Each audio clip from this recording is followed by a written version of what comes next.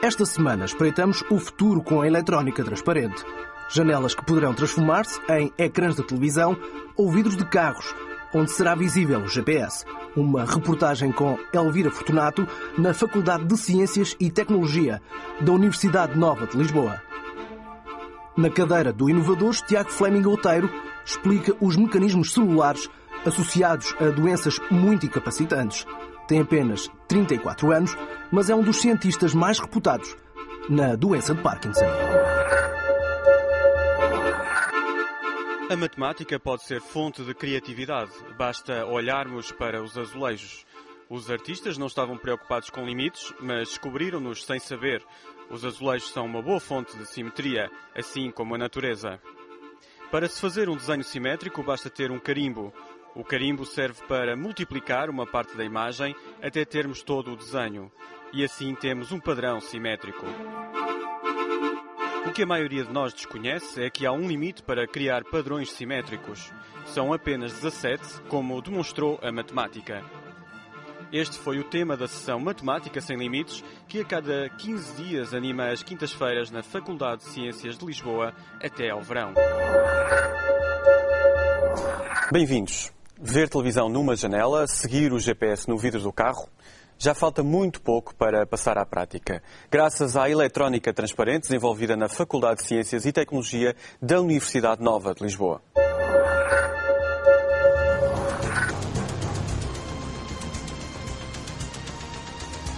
É uma imagem de ficção científica, mas já muito mais próxima da realidade do que poderíamos imaginar.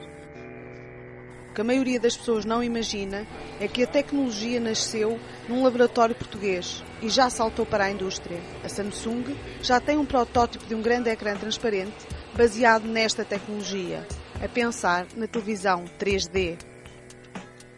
No Centro de Investigação de Materiais da Universidade Nova de Lisboa, investiga-se eletrónica transparente.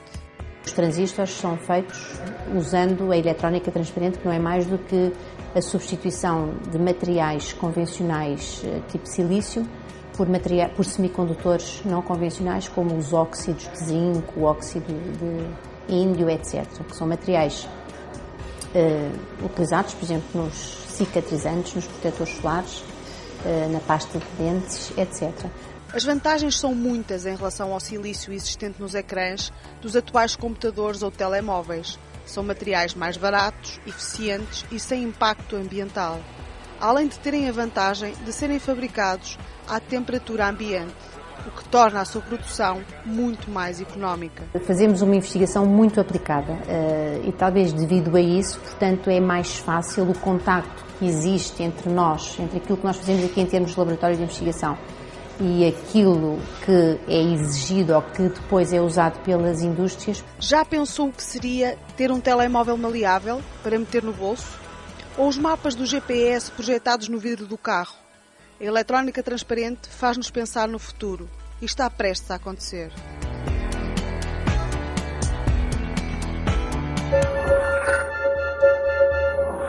Doutorou-se no prestigiado MIT, nos Estados Unidos, e é um dos grandes especialistas mundiais da doença de Parkinson, tendo conseguido o apoio da fundação de Michael J. Fox. Tiago Fleming Outeiro é o nosso convidado de hoje, aqui no Inovadores. Olá, Tiago. Olá. Falava aqui no Michael J. Fox, um ator que toda a gente conhece e que, de facto, foi diagnosticado com a doença de Parkinson muito novo. Gostaria de ter a sua visão em relação não só ao problema do Michael J. Fox, mas também que me explicasse, em primeiro lugar, como é que surgiu este apoio da Fundação de Michael J. Fox. E até, se nos pudesse explicar como é que funciona essa fundação e que importância tem para o estudo da doença de Parkinson. De facto, a Fundação Michael J. Fox foi criada por ele no sentido de tentar financiar e acelerar as descobertas na área da doença de Parkinson, uma vez que era a doença que ele sofre. E hoje em dia é a fundação privada que mais apoia a investigação nesta área, portanto tem um papel muito importante. Nós temos a sorte da Fundação perceber que a investigação na área da doença de Parkinson não se faz só nos Estados Unidos e, portanto, eles apoiam projetos de investigação desde que sejam de qualidade em qualquer parte do mundo. E basta para tal que os interessados, os investigadores, se candidatem, portanto, propõem um projeto de investigação que submetem à Fundação e, depois de uma avaliação do projeto, eles decidem apoiar ou não. Neste caso, consegui, já o terceiro apoio da Fundação Michael J. Fox, este mais recente, os outros já terminaram, mas é um apoio muito importante que, para além de ser prestigiante, nos permite continuar na linha da frente e a contribuir para o conhecimento na área desta doença. Uhum. O Tiago tem uma formação que passou muito pelos Estados Unidos, como disse há pouco, o MIT, também a Harvard Medical School. Como é que surgiu essa hipótese de estudar em escolas tão conceituadas a nível mundial? Eu, depois de terminar a licenciatura, senti que gostava de ter uma experiência no estrangeiro. Não porque não pudesse fazer coisas boas em Portugal, porque já na altura se faziam e hoje ainda mais, mas porque achei que seria interessante contactar com uma realidade diferente, com pessoas que fazem as coisas e pensam de forma diferente. E nesse sentido, procurei uma pessoa com quem, na altura, achava que gostaria de trabalhar, com quem gostaria de aprender. Contactei essa pessoa e ela aceitou que eu fosse trabalhar com ela. Na altura, eu fui fazer o meu doutoramento e comecei, na realidade, na Universidade de Chicago. Uhum. Estive lá cerca de 2 anos e meio, e depois, como estava a meio do doutoramento, decidi seguir com ela para o MIT, porque a pessoa foi convidada para ser diretora de um instituto associado ao MIT. Exatamente, do Whitehead Institute, e eu tive alguma sorte, não é? Porque podia ter continuado na Universidade de Chicago e continuaria muito bem porque é uma universidade também conceituada, mas o MIT tem um prestígio ainda superior, portanto tive alguma sorte em estar no meio desta mudança do grupo para o MIT.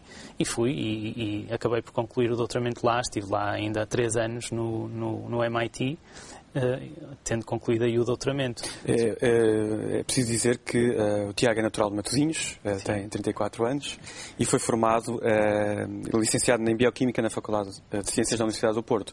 E só depois é que fez esse percurso académico fora de Portugal e agora regressou a Portugal.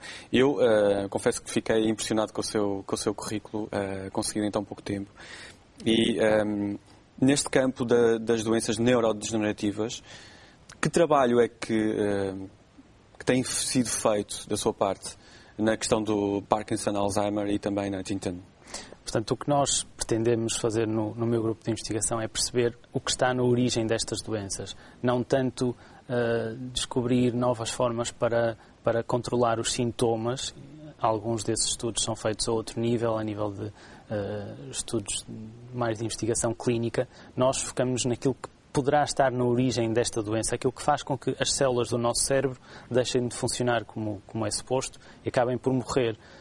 Nós já há algum tempo sabemos que uma das características principais de todas estas doenças é a perda de neurónios do cérebro, são as células nervosas que nos permitem estar aqui a conversar e a ver e a ouvir e a pensar e como há perda destas células no cérebro, as pessoas acabam por ter depois uma série de sintomas clínicos que são diferentes de acordo com as doenças ou com a doença de que estivermos a falar. Na doença de Alzheimer são neurónios que têm uma função mais ao nível da memória.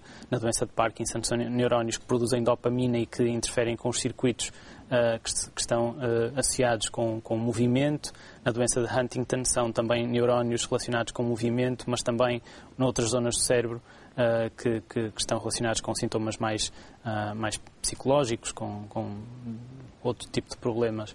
E nós queremos encontrar o que é que se passa nas células que faz com que elas deixem de funcionar para depois então podermos descobrir novas formas de intervir e de prevenir que isso aconteça. Aos 26 anos o Tiago publicou na revista Science pela primeira vez e também um estudo algo revolucionário em relação ao Parkinson. O que é que nos pode dizer sobre esse estudo? Eu sei que entretanto já publicou mais 2 vezes na Science, não só pelo Parkinson, mas também pelo Huntington.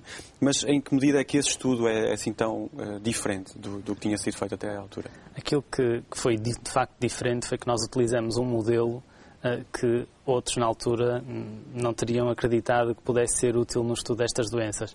E foi um modelo, foi um tipo de células com que nós lidamos quase diariamente. Quando comemos pão, quando bebemos uma cerveja ou um copo de vinho, são as mesmas células que são utilizadas para produzir esses produtos. São as leveduras.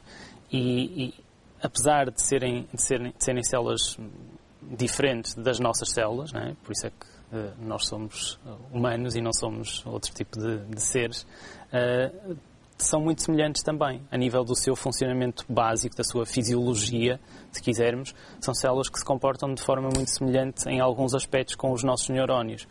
E tem a vantagem de nós os conhecermos há muito mais tempo. Há milhares de anos que nós utilizamos as leveduras para fazer pão ou cerveja, como eu dizia. Portanto, conhecemos-las muito bem e somos capazes de manipulá-las geneticamente por forma a obter respostas para as perguntas que estamos a colocar. E isso foi a grande inovação naquela altura, foi utilizar um organismo que era poderoso a nível genético e molecular, e que não tinha sido ainda explorado. Portanto, deu-nos um conhecimento mais profundo, de uma forma mais rápida, sobre coisas que nós na altura não conhecíamos com pormenor e que hoje sabemos que são importantes no contexto daquilo que é a origem destas doenças. Tiago, eu gostaria de aprofundar essa questão das leveduras, mas eu interrompo só para uma breve síntese de notícias. São notícias que marcaram a atualidade na comunidade científica e tecnológica. Nós regressamos já a seguir. Os astrónomos já conseguem ver o que se passa em toda a superfície do Sol. Antes só se via uma face de cada vez, agora 2 sondas da NASA estão em lados opostos da estrela, o que permite ser um retrato total a cada momento. Há pessoas que não devem voltar a ser vacinadas contra a BCG quando estão infectadas com tuberculose. O estudo é de uma equipa da Universidade do Minho e venceu o prémio Polivalente Ciência 2010. Já passaram 15 anos desde que um computador venceu pela primeira vez uma partida de xadrez contra uma pessoa. Kasparov foi derrotado por Deep Blue. O russo esteve em Portugal esta semana. Procuram-se, mas só servem se estiverem vivas. A Agência Espacial Europeia está a recrutar bactérias e algas, já a pensar numa missão a Marte. Tem uma missão especial: garantir aos astronautas oxigênio e comida durante a viagem de 2 anos. De regresso ao Inovador, estou à conversa com o Tiago Fleming Outeiro. Tiago, estávamos a falar da doença de Parkinson e a forma diferente como tem vindo a estudar esta doença, as leveduras, e nesse aspecto, hoje em dia consegue ainda apontar para caminhos revolucionários no estudo desta doença e, no fundo, também no estudo das doenças neurodegenerativas. Sim, as leveduras foram, de facto, importantes e continuam a ser. Continuamos a utilizá-las nos nossos estudos cá em Lisboa, mas não pretendemos, obviamente, dizer que vamos curar este tipo de doenças tão complexas e tão debilitantes utilizando um organismo tão simples. Precisamos, sim, é de utilizar as leveduras em conjunto depois com outros modelos mais próximos daquilo que nos distingue dos outros organismos, para perceber então de que forma é que podemos ser capazes de intervir. E é isso que temos vindo a fazer. Portanto, hoje em dia no laboratório utilizamos desde as leveduras até células de ratinhos, até peixes transgénicos e outros tipos de animais que são muito úteis e muito importantes e que no seu conjunto nos permitem então ter um conhecimento mais profundo daquilo que se passa. Aquilo que estamos também a fazer, em conjunto com os nossos colegas clínicos, estudar doentes de Parkinson com determinadas características a nível molecular e a comparar com aquilo que nós vamos descobrindo nestes estudos laboratoriais com os organismos modelo. E esperamos que este tipo de abordagem, que comumente chamamos investigação de translação, nos permita então chegar um dia a algum tipo de intervenção que possa, por um lado, travar a progressão da doença, idealmente prevenir o seu aparecimento logo desde o início. Claro que tudo isto são processos longos, trata-se de doenças muito complexas e, portanto, é sempre difícil colocar aqui um prazo para quando é que isto pode vir a acontecer. É também uma das dificuldades da investigação. Obviamente, também não é fácil prometer curas, porque não se tem a certeza. O Tiago o Tiago é diretor da Unidade de Neurociência Celular e Molecular do Instituto de Medicina Molecular. Esse trabalho positivo com apoios internacionais, é possível continuar? Vocês têm algum tipo de apoio externo, também por parte do Estado? Sim. Este tipo de investigação requer um tipo de investimento muito grande e não podemos depender só de um tipo de financiamento. Não dependemos exclusivamente da Fundação Michael J. Fox. Temos outros tipos de apoios do Estado português, através dos financiamentos para a ciência. Temos financiamentos também da União Europeia, através dos mecanismos que existem na União Europeia para financiar projetos de investigação, nomeadamente em grandes redes europeias. Tenho também um apoio da EMBO, que é uma organização europeia da qual Portugal também faz parte e que apoia, neste caso, jovens investigadores a fazerem trabalho que eles consideram relevante. Portanto, temos um conjunto de financiamentos que nos permitem fazer o tipo de investigação que pretendemos fazer e que está ao nível daquilo que é feito a nível internacional. Na questão da doença de Parkinson, nesta altura, como é que está o estado não da cura, mas do tratamento das doenças de Parkinson? Portanto, para começar a responder à sua pergunta, eu acho que é importante referir que a doença de Parkinson foi descrita há mais de 190 anos, em 1817. Mas só muito recentemente, só em 1997, é que foi identificado o primeiro gene que está associado à doença. Desde então já conhecemos mais 15, sendo que alguns deles foram descritos só apenas em 2009. Portanto, este conhecimento muito dele é muito recente. E por isso mesmo os avanços também podem surgir agora. Podem e estão a começar a surgir de uma forma mais rápida. Os tratamentos que são utilizados atualmente tratam essencialmente os sintomas. São abordagens que já vêm desde os anos 60, mas que continuam a ser aquelas que funcionam melhor. São as melhores armas que os nossos clínicos têm para ajudar quem sofre destas doenças. E essencialmente tratam as dificuldades motoras que estas pessoas têm. Uma grande dificuldade destas doenças é que são progressivas. À medida que a idade vai passando, a doença vai se tornando cada vez pior, infelizmente. E portanto, algumas das formas de intervenção que são utilizadas no início vão deixando de funcionar. Portanto, em fases mais tardias, tem que se procurar outras alternativas. E algo que também é muito utilizado atualmente, que não pode ser utilizado em todos os doentes, mas que em alguns casos funciona, é a cirurgia em que se faz estimulação cerebral profunda. Há alguns centros em Portugal, em Lisboa, no Porto, em Coimbra, onde esta cirurgia é feita e basicamente o que se pretende é introduzir um elétrodo, portanto um pequeno arame, que é estimulado por uma bateria que é implantada debaixo da pele, estimular as zonas do cérebro que não estão a funcionar normalmente. E isso ajuda muito algumas pessoas, não funciona em todas, como eu dizia, mas é uma das estratégias que é muito utilizada atualmente também para ajudar as pessoas com doença, mas não vai prevenir a progressão, nem vai curar. Portanto, temos que fazer um trabalho de investigação muito forte nessa área ainda. Tiago, nós estamos quase a concluir a nossa conversa. Eu queria que me dissesse também qual é o teu trabalho que está a ser feito da sua parte, num projeto que é o Ciência Hoje, que se preocupa em comunicar ciência. É fácil comunicar ciência em Portugal? Ou está a ser mais fácil? Comunicar ciência não é mais fácil ou mais difícil em Portugal. Eu acho que é uma missão. Acho que deve ser algo que todos que fazemos investigação, que estamos relacionados com a investigação, devemos tentar fazer para explicar às pessoas aquilo que fazemos, para desconstruir às vezes aquelas ideias complicadas que as pessoas têm sobre ciência, porque a ciência não tem que ser algo abstrato e impenetrável.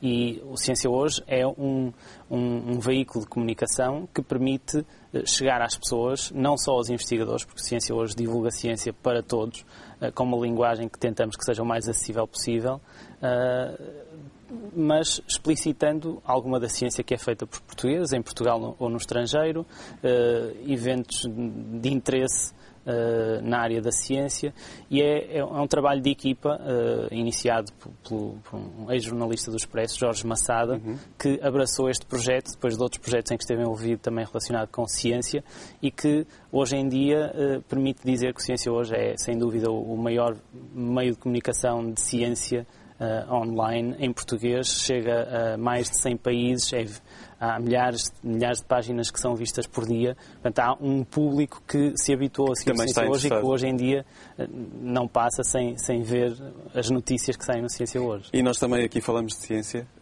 Tiago Flaming Monteiro, muito obrigado pela sua presença. Obrigado, nós ficamos por aqui.